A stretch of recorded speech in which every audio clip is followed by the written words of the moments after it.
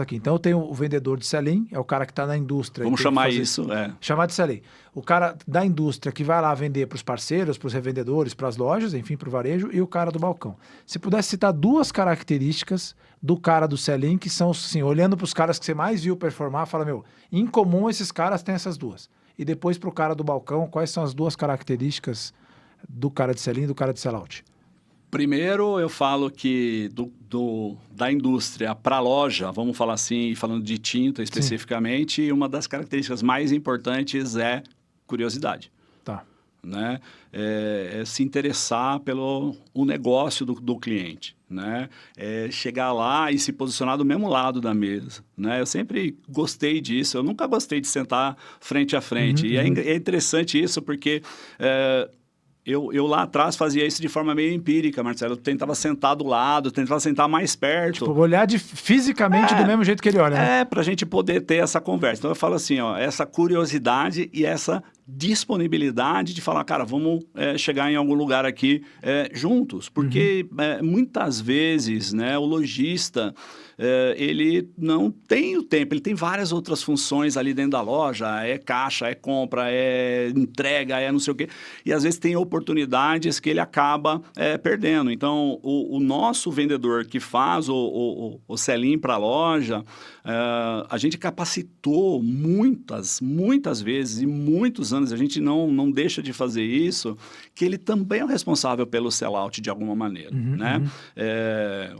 Aplicando campanhas, treinando o vendedor e tal, para fazer essa venda.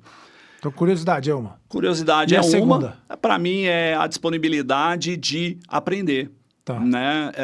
Eu paro para fazer um comparativo com o Regis lá de 1995, vendedor da Zona Leste de São Paulo. Qual era a minha visão? Era o seguinte, eu chegava lá e visitava os clientes. E tem um fato curioso que teve um dos clientes que eu visitei, né? E tinha um cara do meu lado também, bem vestido, tal, na ocasião, lá em Guaianazes. E aí eu cheguei pro rapaz do balcão e falei assim, pô, quem é responsável por compras, né? Ele falou, você é de onde? Eu falei, eu sou da Souvenir. Souvenir? Aí ele falou, eu falei, tá. Aí ele vira lá pro dono e fala, pô, tá acontecendo alguma coisa estranha, né? Porque eu nunca vi ninguém da Souvenir me visitar.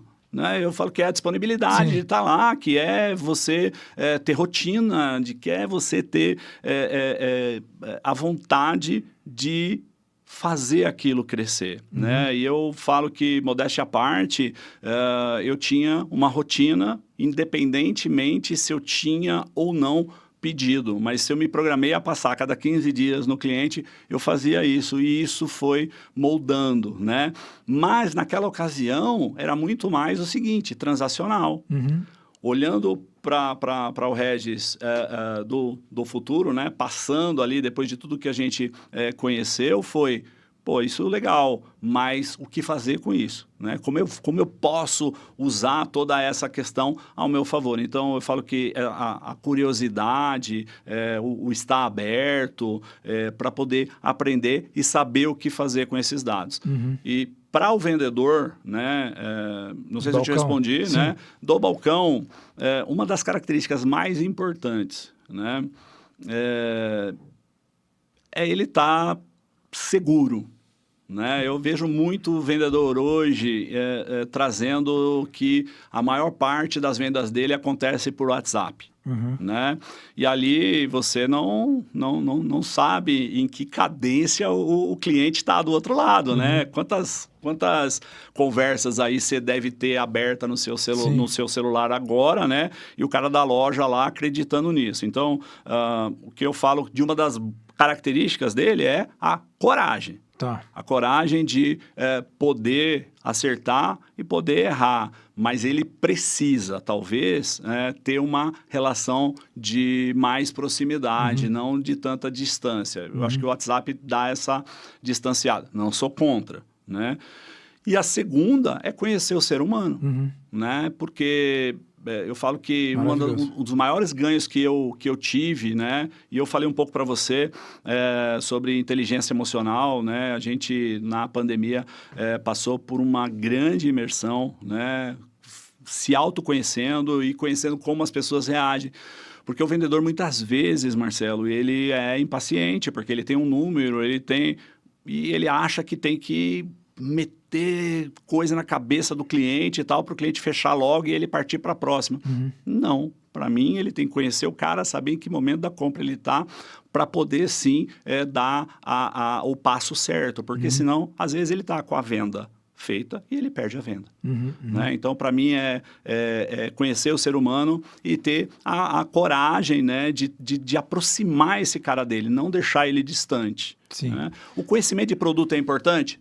É importante, né? Eu acho que você precisa saber. É o básico, né? É o básico, É o que você só vende. que isso dá para você treinar toda hora, né? Você entra no site da Souvenir, no site da Sherwin Williams, você entra lá, você sabe qual é a diluição de um produto, quanto ele rende e tal, quanto ciclo de lavabilidade tem, se é importante, se tem criança... Às vezes ele não sabe nem para que é, né? Ele não pergunta nem para o que é, se é para dentro ou para fora, né? Ele não é curioso, né? Então, são várias as características. Boa.